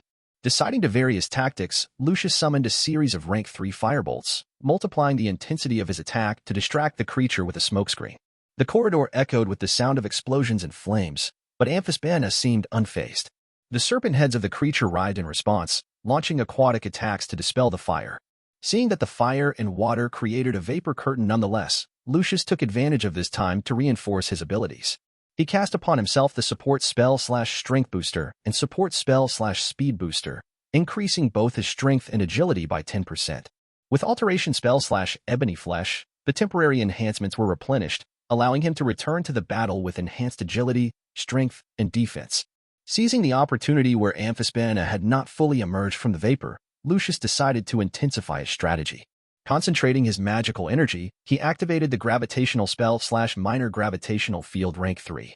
The moment the spell took effect, an extremely dense gravitational field materialized, exerting a force 5 times greater than normal gravity within a 5-meter radius around the dragon. Amphisbaena, suddenly subjected to intense gravitational pressure, tried to resist the effects of the magic. Its serpent heads writhed, showing the struggle against the overwhelming force pulling them downward.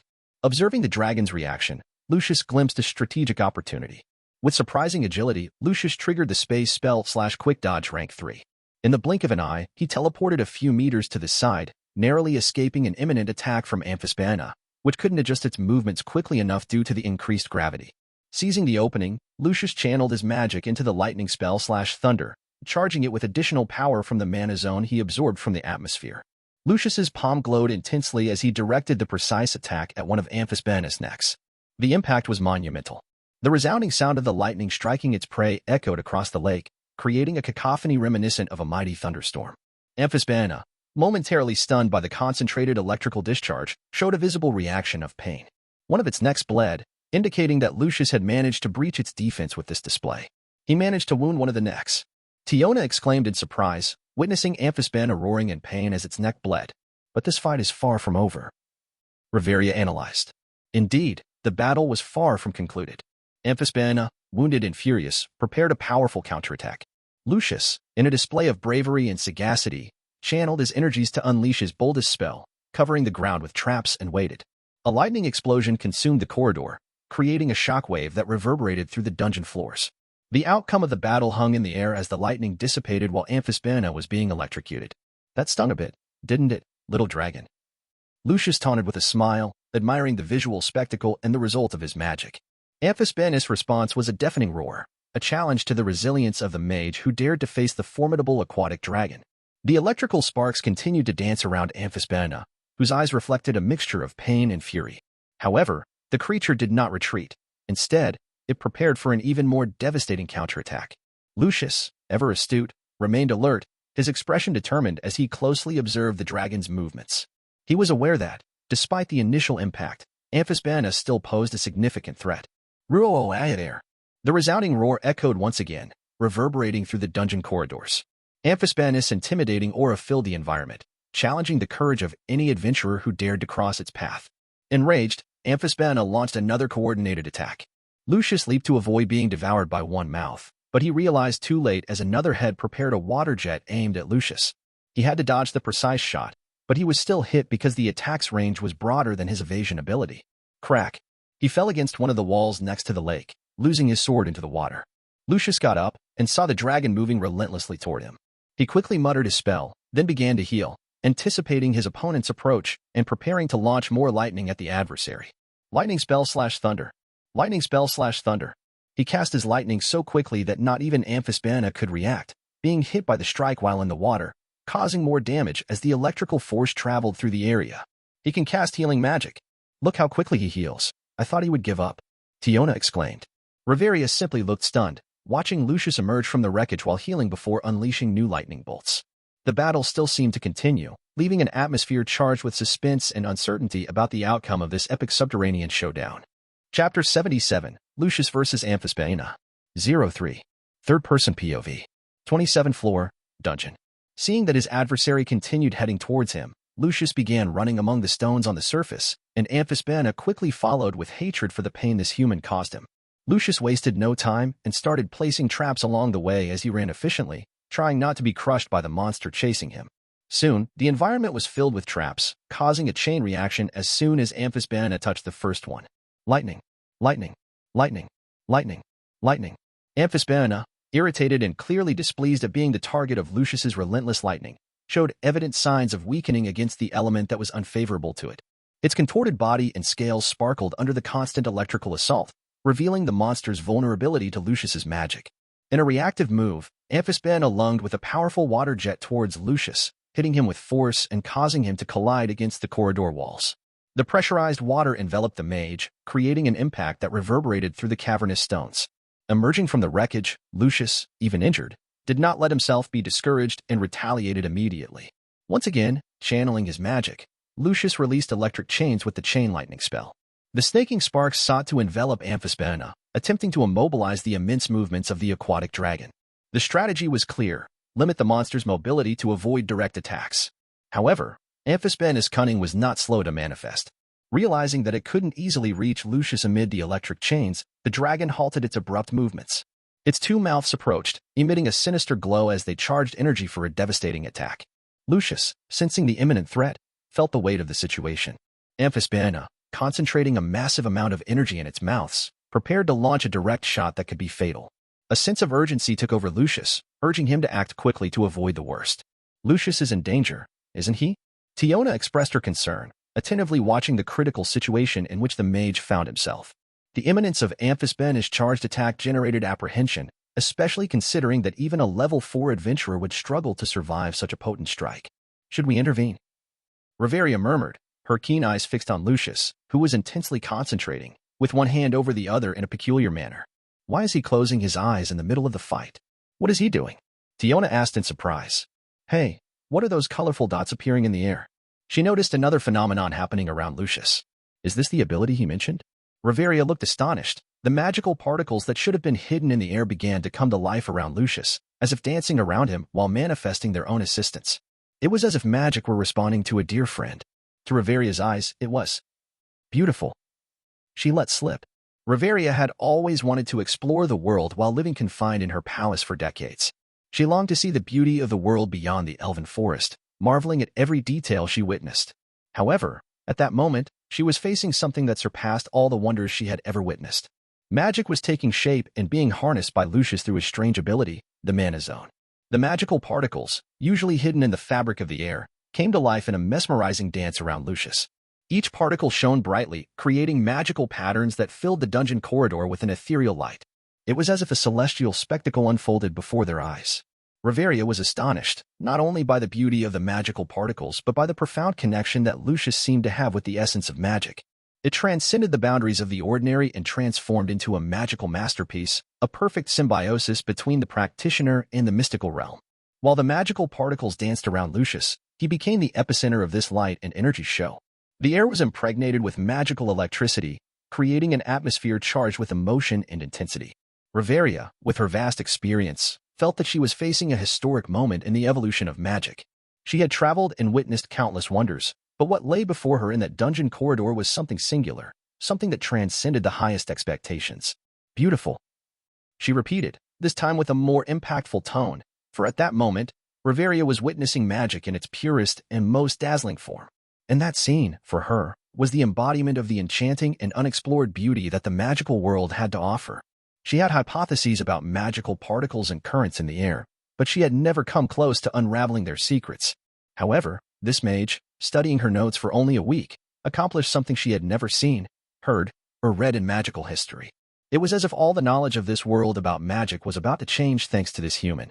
Riveria reflected on the revolutionary potential that Lucius represented, a new magical horizon manifesting before them. When was I not surprised by this human anymore? He was arrogant and irresponsible at first. I considered him a fool at best, facing bit even though he was level 1, or a damn womanizer when he tried to praise me in front of everyone.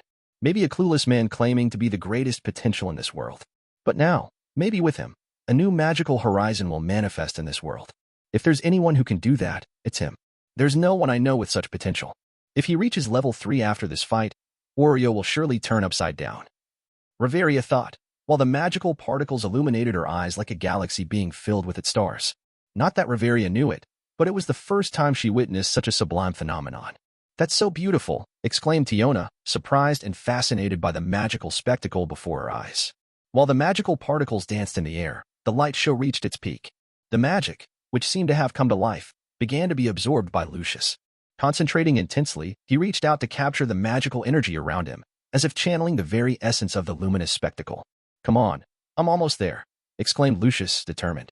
His ability, boosted by the absorbed magical energy, finally began to affect the entire environment around him. He transferred the local magic to his spell, preparing to face Amphisbaena's charged attack. At that moment, the atmosphere around Lucius seemed electrically charged, with the magical particles continuing to dance frantically. It was as if the dungeon itself was responding to Lucius's mastery of magic, a magical symphony echoing through the cavernous corridors. Tiona and Riveria watched, their eyes reflecting admiration for the extraordinary scene. Lucius's ability to manipulate magic and interact with the environment in such a unique way left them impressed and eager to witness the outcome of this unique battle. Both combatants prepared for the confrontation, each unleashing their characteristic power. Amphisbaena, the majestic aquatic dragon, gathered strength to launch a powerful and coordinated water jet with its two heads, each releasing a furious and pressurized torrent. Meanwhile, Lucius, the audacious level 2 mage, focused on his magic, preparing a potent lightning bolt trembling with the increased force from his Mana Zone ability. The environment was electrically charged, magical particles danced around Lucius, pulsating in unison with the magical energy he channeled. It was a dazzling scene, a manifestation of magical power that reverberated on the dungeon walls, indicating Lucius's mastery of magic, which even resonated in the depths of the underground structure. This is like Belle's Argonaut skill, but mine relies more on the environment. Lucius recognized, aware of the similarity to Belle's ability as he watched his spell increase several times. In the next moment, both sides fired at each other. Amphisbaena released its water jet with formidable force, shining with energy. At the same time, Lucius unleashed his purple lightning, powered by the Mana Zone. The dungeon corridor was invaded by a collision of opposing elements, pressurized water and magical electricity. The deafening roar of water and electricity echoed through the corridors, creating a chaotic symphony of magical and natural power. Lucius's spell, amplified by the Mana Zone and fueled by the magical particles around him, collided head-on with Amphisbaena's water jet. The scene was simultaneously magnificent and terrifying. Tiona and Riveria watched with fascination and tension, their expressions reflecting the intensity of the clash as opposing energies collided in a thrilling spectacle. On one side, a powerful, radiant water jet; on the other, a dazzling purple lightning bolt. Both attacks raced toward each other, and upon impact, the floor trembled, echoing the magnitude of the confrontation. The environment reacted to the intense manifestations of magic, with the dungeon stones vibrating, generating resonances that traveled through the underground chambers. The clash between Lucius and Amphisbaena's abilities electrified the surroundings, transforming the calm lake water into a torrent trying to retreat from the epicenter of chaos. Lucius's magic, fueled by the intensity of the Mana Zone, not only resisted Amphisbaena's water jet but also spectacularly overcame it. The purple lightning began to expand, enveloping the water in a spiral of electricity, creating a chaotic vortex of magical energy. Amphisbaena's body trembled under the overwhelming influence of Lucius's magic. The now amplified lightning began to disintegrate the resistant scales of the aquatic dragon. A magical shockwave spread, undoing half of Amphisbaena's colossal body in an impressive display of power. The water around the monster was tinted with ethereal hues as Lucius's magic consumed his opponent's body. The thunderous sound of the clash and the sight of disintegration were like a magical masterpiece, a victory achieved through Lucius's magical mastery. Tiona and Riveria watched in awe, unable to look away from the supernatural spectacle before them. Lucius's expression was a mix of satisfaction and surprise as he witnessed the extraordinary results of his ability and strategy. The dungeon corridor was now filled with the echo of Amphisbaena's agonizing roar and the murmur of waters carrying magical traces. Lucius had triumphed, and the magnitude of his feat reverberated through the dungeon walls, leaving an indelible mark in that underground environment. The water wrecks had finally succumbed. The once imposing heads were now missing, with one lying on the dungeon floor. Lucius, breathing deeply, observed the scene of victory. The monster began to disappear, and a crystal fell to the ground as the creature was completely disintegrated. Tiona, always ready for a good fight, applauded enthusiastically. "That was amazing, Lucius. You're truly astounding." Riveria, maintaining her composure, smiled subtly. "You handled the situation in a way I never imagined, Lucius. Your talents are remarkable." Lucius, with a modest smile, thanked them. "I'm glad you enjoyed it. I think I'll need to rest a bit. This fight almost pushed me to the limit." Chapter 78, Level 3. Third-person POV. 27th floor, dungeon. After the disintegration of Amphisbaena, the dungeon fell silent, with only the sound of Lucius's panting breath echoing off the stone walls. Tiona and Riveria approached, their looks a mix of admiration and concern. "Lucius, are you okay?" Tiona asked, watching him closely. "That fight was too intense, even by your standards." Lucius smiled, still catching his breath. "I'm fine. But you're right, Tiona. It was quite a challenge." Riveria, with her usually serene expression, added, "It was more than a challenge, Lucius. You achieved something that goes beyond what we've seen." Your skill with the mana zone. It's revolutionary. I guess so. I've never felt anything like this before. Lucius commented, his voice still reflecting the fatigue of the battle. He looked at Riveria, searching for the right words to describe his experience. It was like the world opened up to me in a new way. During the fight, I felt a deeper connection with the mana zone, as if I could feel every particle of energy around me. Riveria nodded, understanding. That's extraordinary. There have been elves who use the mana around them, but you're describing something more, a symbiosis with the environment itself. Lucius continued, his expression becoming more thoughtful. Yes, it was almost as if I was conversing with the dungeon itself, understanding its nuances and rhythms. Every stone, every current of air, every drop of water, everything seemed to vibrate with magical energy, and I could use that to my advantage. Tiona, listening intently, interrupted with a look of admiration. That sounds incredible, Lucius. Does that mean you can use the magic of the dungeon? In a way, yes, Lucius replied. It seems that the mana zone normally allows the user to manipulate the energy around them, but what I experienced was beyond that. It was like I was weaving the very essence of the dungeon into my spell. Riveria, always the more pragmatic, pondered the implications. This ability could change the way we understand and interact with magic. Lucius, you might be on the brink of a significant discovery. Well, maybe in a few decades. But we're far from it yet. Lucius commented. Rest a bit. We'll make sure no monster approaches with the noise you created in the fight. Riveria sighed and spoke. Yes, I'll just need half an hour to get back to 100%, he said, his exhaustion being physical. After some time of rest, Lucius felt rejuvenated and ready to continue. They began ascending the floors again. Tiona, Riveria, Lucius began. I've decided to stay a bit longer here in the dungeon to adapt to my abilities. Lucius spoke as soon as they reached the safe zone. Tiona frowned, concerned. Are you sure, Lucius? Riveria nodded in agreement. Lucius, your abilities are impressive, but even so, you like to get into unique situations and the dungeon is unpredictable. Lucius smiled, appreciating their concern. Don't worry, I won't overdo it too much, I think. Lucius couldn't tell them he would go to the deep floors, could he? There was a pause, and then Lucius took out the crystal they had obtained from the battle against Amphisbaena. Riveria, I want you to take this to the surface. It might be valuable, and I would like my family to use it to help with expenses. Riveria took the crystal, surprised by the generous gesture. I will do that. Lucius nodded, satisfied. Thank you. That will help them a bit in our current situation. Riveria looked at Lucius. Well, just be careful, okay? When do I not take care? Lucius smiled confidently. Riveria and even Tiona rolled their eyes at that moment. All right, let's go. We have some family matters to take care of. We'll see you at the war game. Don't be late. Riveria said with a small smile to bid farewell to Lucius. I don't expect to be late either. Goodbye, Lucius. I want to see you surprising me in the war game too. Tiona also said goodbye with her usual excitement. As soon as the girls moved away towards the 17th floor, Lucius went to the city of Riveria. He entered under the gaze of people who knew him quite well. After all, even though he wasn't spending much time in Orario, everyone knew that he had attacked Apollo and essentially started a war game. He was also known here for breaking one of the ceiling crystals. Lucius Drakenar. A guard greeted him with a tone that mixed respect and surprise.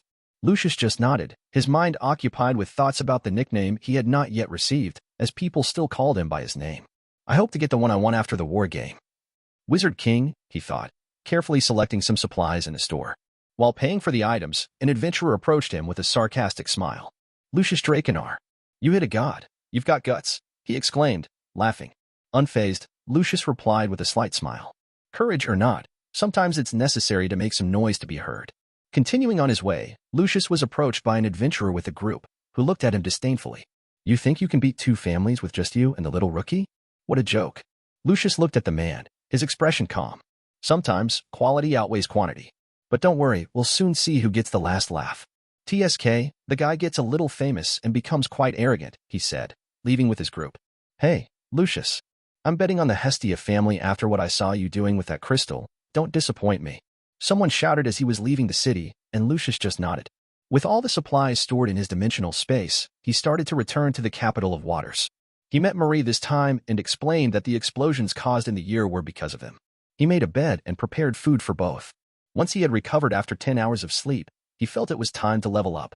Deep Monster Rex 1 mission. Defeat Amphisbaena alone on the 27th floor. Progress. Completed. 100%. Reward. 1 million points. Hidden condition. You defeated Amphisbaena at level 02. Hidden reward. 01x random rank 4 magic card. Besides earning 1 million points, Lucius received a random rank 4 magic card, his first magic at this rank. What are you doing, Lucius? Marie asked beside him, with Lucius looking ahead as if he was seeing something she couldn't. I'm just looking at some things here. Don't worry, he said without taking his eyes off the screen as he selected the card. Do you wish to use the rank 4 random spell card? Yes. You received support type spell / evolve invocation / rank 4.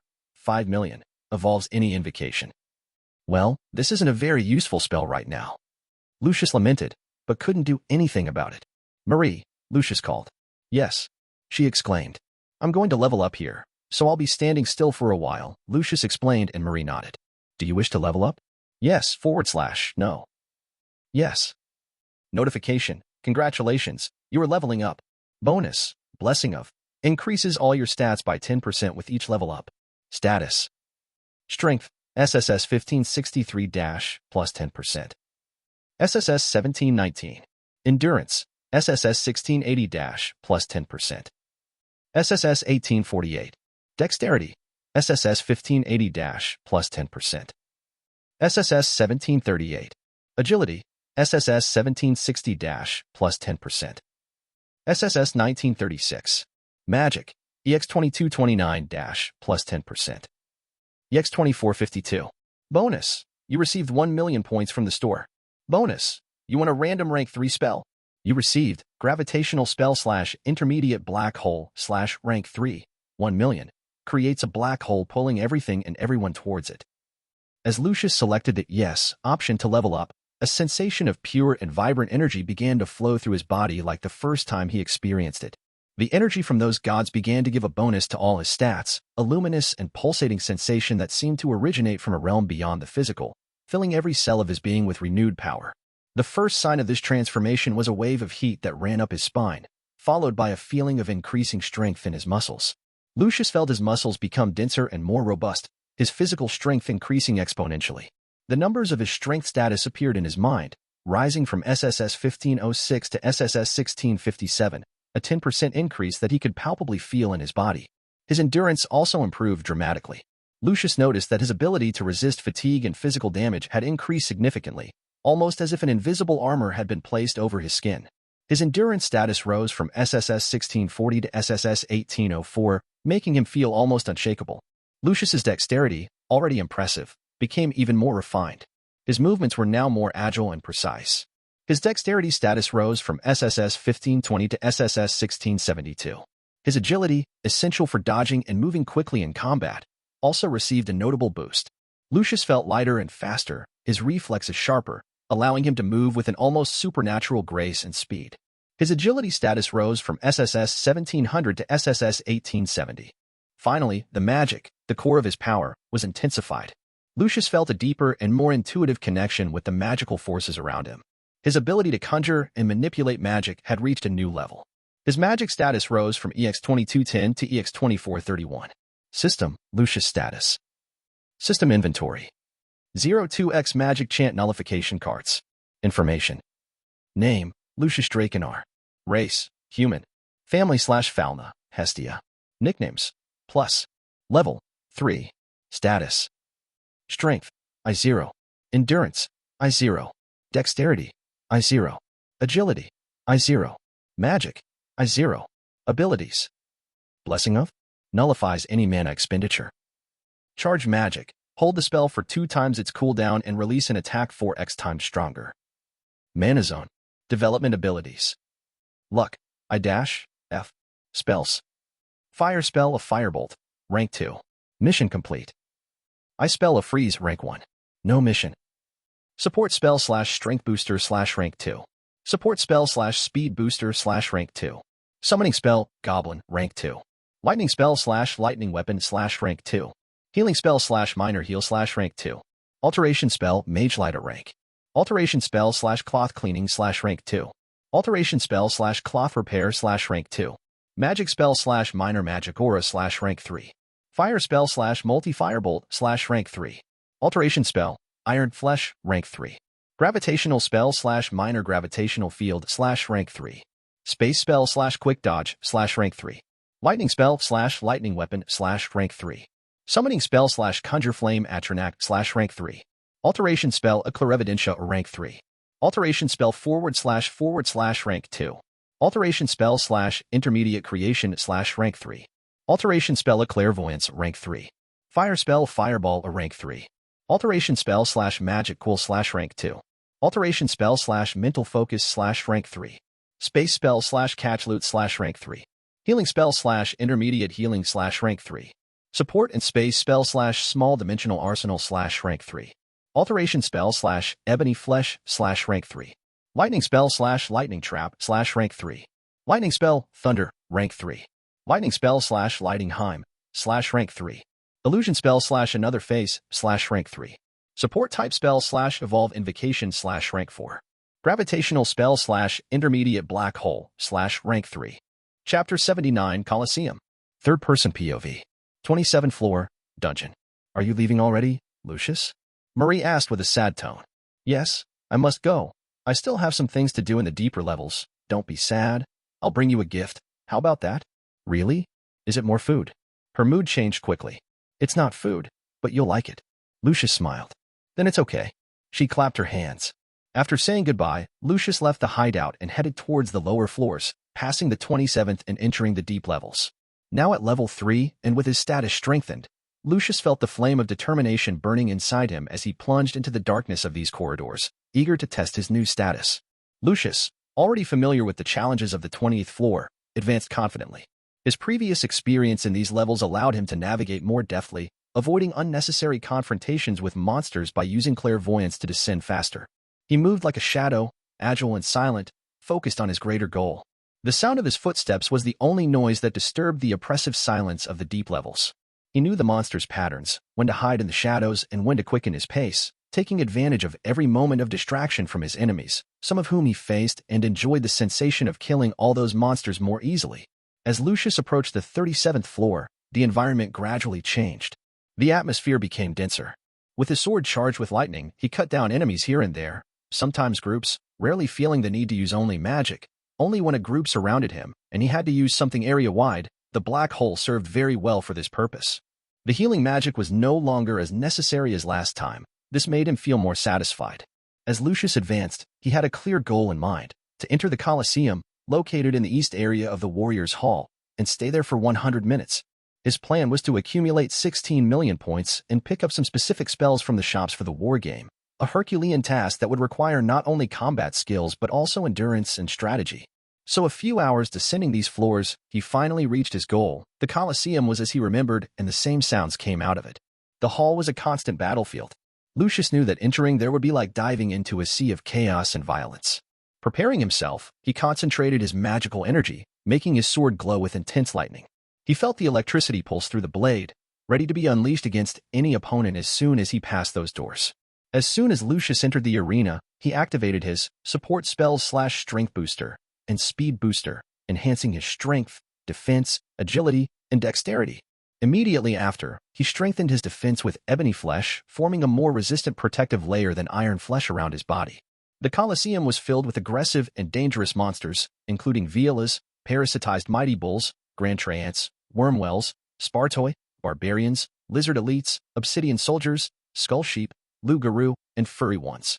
Lucius would face a formidable variety of adversaries, each with their unique abilities and tactics, and they would not be monsters that would give him points or stones, just monsters that would be swept away every time one of them was killed. Lucius ran through the doors and the monsters instantly turned their faces towards him and growled with bloodlust. He began the battle by launching a series of lightning traps, strategically positioning them to maximize their impact. When the monsters rushed towards him, the traps exploded in a coordinated sequence, illuminating the corridor with explosions and electric sparks. To deal with the more resilient monsters, Lucius resorted to his gravitational spell / minor gravitational field, creating a high-gravity area that slowed down his enemies. He also used his lightning spell / lightning weapon, transforming his sword into a lethal blade charged with electricity as he cut them down under gravitational pressure. Lucius cast multi-firebolts and fireballs, causing massive explosions and setting the monsters on fire as they were reborn at the same moment. He skillfully avoided attacks with quick dodge, teleporting quickly to avoid deadly blows. Soon surrounded, he chose to rely only on his level 4 equivalent reflexes, trying to go to a corner of the Coliseum to get out of the disadvantage using his quick dodge again. He managed to get past the monsters with some cuts, but quickly healed himself, and now with no monster coming from behind, he bombarded them all again. The battle in the Coliseum was intense and unceasing. Lucius moved with precision, each spell and movement calculated to ensure his survival and time accumulation. With each defeated monster, he drew closer to achieving his audacious goal. Despite the variety and overwhelming number of enemies, Lucius held firm. His masterful control over his abilities, combined with his enhanced strategy and strength, allowed him to dominate the battlefield, turning the Coliseum into a spectacle of magical power and combat prowess. But unfortunately, there was no one to witness this great spectacle, and no one could ever imagine such a thing happening at that moment beneath the feet of the citizens of Orario, as no one enters the Coliseum knowing the risk it represents. Congratulations! You have reached 10 minutes inside the Coliseum. You just received 1,000,000 points. As Lucius advanced through the Coliseum, the intensity of the battle increased exponentially. The air was now charged with the smell of ozone and burning, a constant reminder of the power of his lightning spells. Every step he took was calculated, each movement a deadly ballet among the monsters that surrounded him. Explosions not only lit up the inside of the Coliseum, fireballs shot out of it, hitting other parts outside with stray shots of lightning and fire. Stones fell. Anyone on that floor would know of the chaos happening there. The dynamics of the Coliseum changed, and a group that respawned was now only a Violus, with 200 of them, agile and deadly creatures. Lucius, with a determined smile, launched multi-firebolts in rapid succession. The explosions illuminated the monsters' faces with a hellish glow, burning them to death. The heat of the flames contrasted with the coldness in his eyes as he advanced. Then came the parasitized mighty bulls, immense and intimidating beasts. Lucius activated the gravitational spell/minor gravitational field, multiplying the gravity around him. The bulls, once fast and fierce, became slow and heavy, their charges becoming predictable. Lucius dispatched them with precise strikes of his lightning-charged sword, taking advantage of the induced slowness. The Grand Treants were the next challenge. Immovable but powerful monsters that launched branches sharp as blades. Lucius, with agility enhanced by his support spells, skillfully dodged, slicing them with his electricity-charged sword, cutting through the wood as if it were paper. Wormwells, serpentine and deceptive creatures, attempted to ambush him, emerging from the ground. Lucius, sensing the danger, launched fireballs, turning the area into a fiery inferno. The serpents screamed as they were consumed by the flames, their attempts at attack turning into desperate struggles for survival. The battle became more challenging with the arrival of Spartoi, barbarians, and lizard elites. These warriors were skilled and organized, advancing in tactical formations. Lucius, however, was prepared. He used quick dodge to avoid their strikes, countering with chain lightning that spread through their bodies, leaving them convulsing on the ground. The obsidian soldiers, with their bodies of solidified lava, advanced next, resisting his initial attacks. Lucius, focusing, intensified the power of his lightning spell/thunder, piercing their rocky defenses and shattering them into pieces. Skull sheep, loup-garou, and furry ones also joined the fight. The skull sheep, with their bony heads, advanced with a vacant look. The loup-garou, agile and lethal, tried to flank him, while the furry ones, with their thick fur, initially resisted the fire. But Lucius was a whirlwind of power. He spun and slashed, his lightning sword and fire spells turning the battle into a deadly dance of light and shadow. As the minutes passed, Lucius continued relentlessly. He was in his element, each movement a testament to his skill and power. The monsters fell at his feet, one after another, like dominoes in an endless chain. Congratulations! You have reached 50 minutes inside the Coliseum. You just received 5,000,000 points. Bonus! You have reached 50 minutes inside the Coliseum in one go. You just received 100 points in all statistics. I've reached half the challenge. I still need to endure another 50 minutes, but I'm exhausted. I need to strengthen my magic with the mana zone. Fortunately, I received a bonus from the system. 100 points in statistics is like receiving an energy drink. Lucius thought as he dodged the claws of a monster. He tried to dodge, but a monster was already waiting for him to do so. His reflexes sensed it, otherwise, he would have lost his arm at that moment. These monsters are adapting to me. That's why no one enters this place. He thought as he healed the arm injured by the monster. As time advanced, Lucius maintained his strategy, adapting to each new wave of monsters as well. He was exhausted and his clothes were quite torn. He could not replace his leather armor, so he just had to rely on his defensive magic. Lucius fought as if he were a storm personified, a warrior whose heart burned with the flame of determination. In this frenetic battlefield, with explosions and monsters everywhere, he was not just a fighter, he was a conductor, directing an orchestra of chaos and power.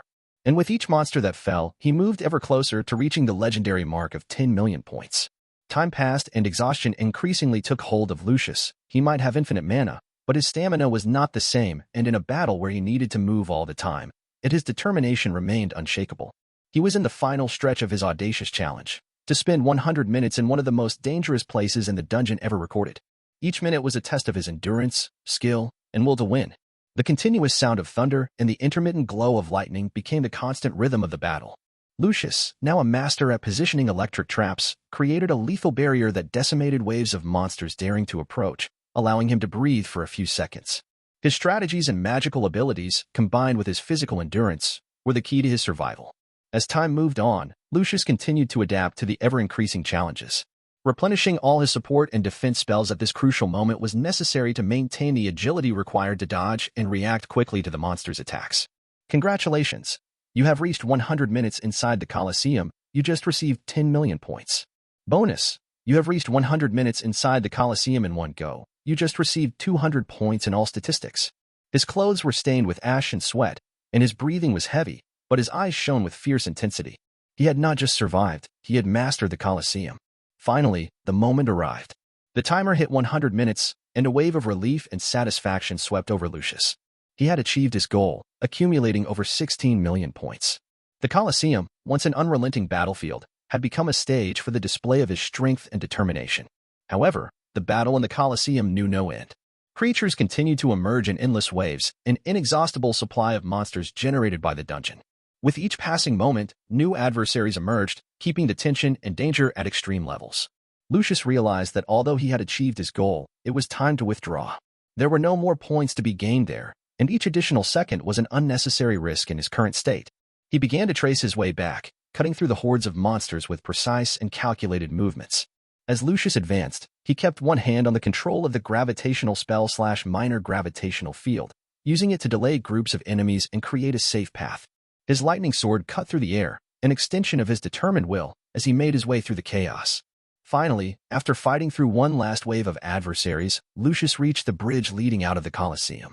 He crossed the structure with firm steps, each step taking him further away from the tumult and noise of the battle. As he left the Coliseum behind, the tension in his shoulders lessened.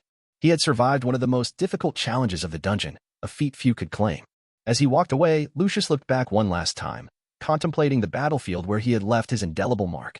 "I finally did it," he said excitedly.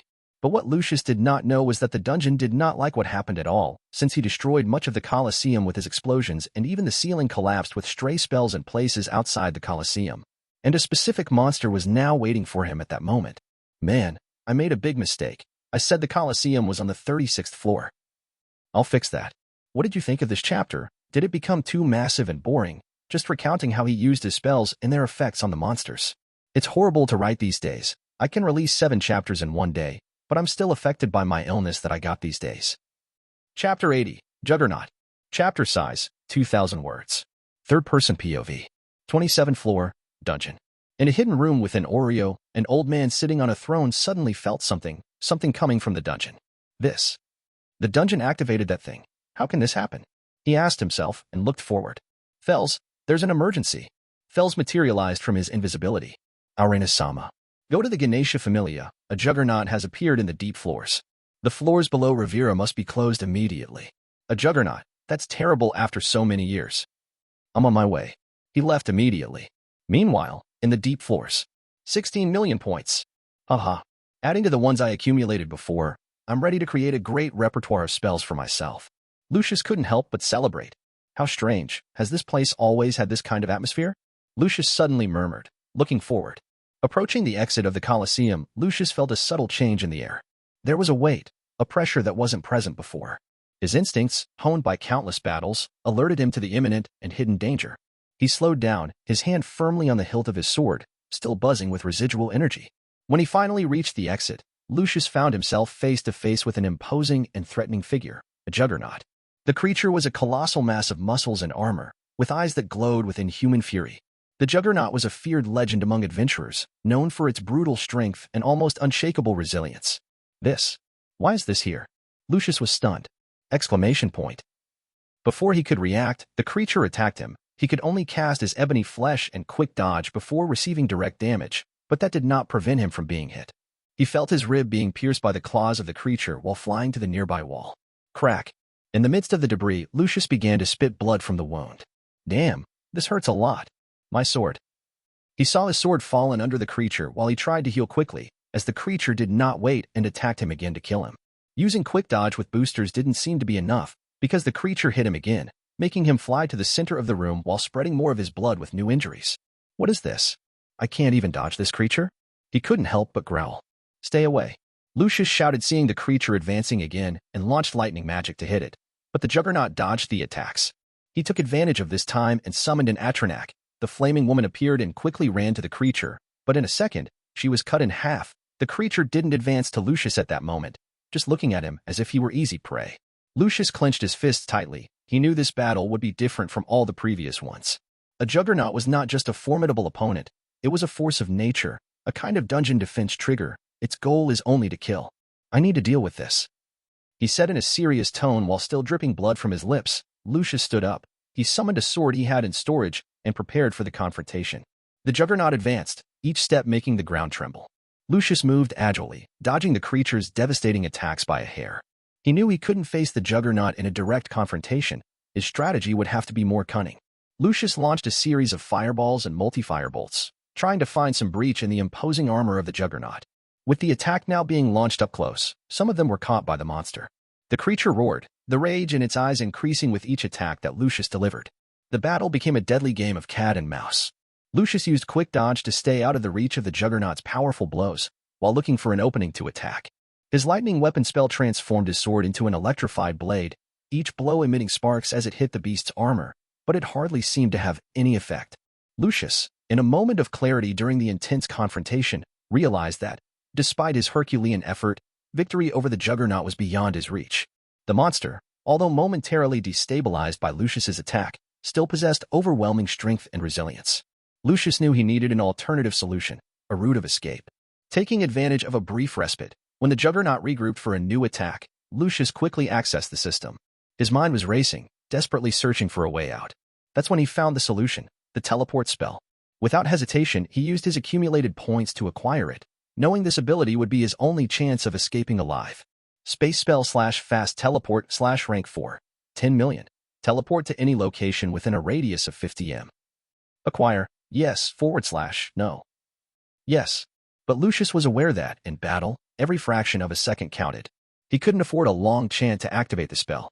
That's when he remembered the magic chant nullification card, an item he possessed that would allow the teleport spell to be instantaneous. Quickly, he applied the card to the newly acquired spell. Used 1x magic chant nullification card on space spell /fast teleport /rank 4. When the Juggernaut advanced again, its roar echoing through the dungeon walls, Lucius was ready. The instant the creature was about to hit him, Lucius activated the teleport spell.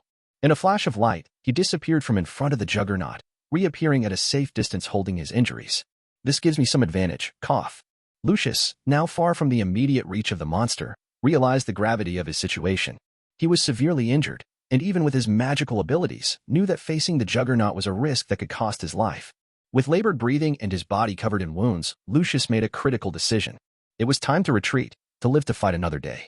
Juggernaut looked at where Lucius had been a moment ago with a confused expression, quickly followed the scent of blood, and found him dozens of meters away and ran to his side. With his heart pounding and mind spinning in search of solutions, Lucius prepared to use teleport again. The Juggernaut, unshakable and merciless, continued its relentless pursuit. With each teleport, Lucius barely managed to maintain a safe distance, his strength rapidly diminishing with each movement. As he moved frantically, trying to gain time and space, a distant voice called out to him. Lucius, shouted an enigmatic voice, coming from an unknown direction. For a moment, Lucius hesitated, questioning whether the voice was real or just a trick of his exhausted mind. But then, he heard it again, clearer and more urgent. This way, quickly. Without thinking twice and knowing every second was precious, Lucius directed his next teleport towards the voice. He entered inside a wall with a dark tunnel, searching for the voice, but this was interrupted by the Juggernaut's claw penetrating the wall with force at that moment as he dodged at the last moment and used teleport again. Over here. The voice was heard again, and Lucius used teleport again in that direction. He reappeared near a secret entrance hidden in the shadows, a path he had never noticed before. From within the darkness, a hooded figure waved at him. Quick, before he gets to you, the figure whispered, with evident urgency in their voice. Lucius, trusting his instinct, ran towards the secret entrance. Behind him, the sound of the Juggernaut approaching was like thunder, each step resonating in the depths of the dungeon. Lucius entered the dark passage, the hooded figure right behind him, closing the entrance with a quick hand movement. Crack, crack. The Juggernaut began to use its claws to pierce the wall at that moment, It tried to do so for dozens of seconds, but these walls were more reinforced, and the sound of it hitting them stopped after a while as if it had given up.